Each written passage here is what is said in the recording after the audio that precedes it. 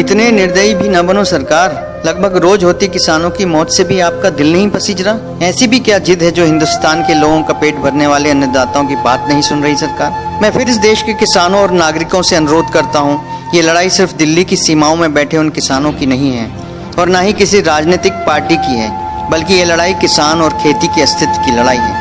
ये लड़ाई आम नागरिकों के पेट और जेब सुरक्षित रखने की लड़ाई है। सोच लीजिए, जब खेत निजी हाथों में चले जाएंगे तो बेतहाशा महंगाई बढ़ेगी, तब निश्चित रूप से आपकी जेब पर डाका पड़ने वाला है। आज हम इन मासूम किसानों की मौत पर चुप रह गए तो कल ये लोग आपको इसी तरह मरने के लिए छोड़ देंगे और बैठ जाएंगे बड़े उद्योगपतियों की गोदी में।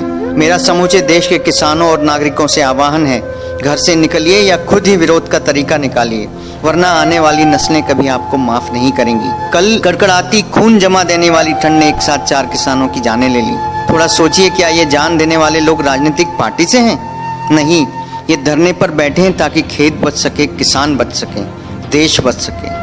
सरकार की यह असंवेदनशीलता उन जवानों पर क्या असर डाल रही होगी जो देश की सरहद पर देश की सुरक्षा और उसकी आन बान शान बनाए रखने के लिए अपनी जान हथेली पर रखकर बैठे हैं, और इसी देश में रहने वाले उनके परिजन अपने अधिकारों के लिए देश की सरकार से भीख मांग रहे हैं, अपने प्राणों को गंवा रहे हैं। क्या उनका मनोबल टूट नहीं रहा होगा या उनका खून खौल नहीं रहा होगा कि देश की सत्ता इतनी निर्दयी हो गई है कि उनके परिजनों के जान माल की रक्षा नहीं कर पा रही?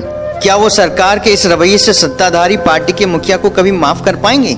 जिद छोड़िए मोदी जी, और उद्योगपतियों की नहीं, किसानों की सुनिए।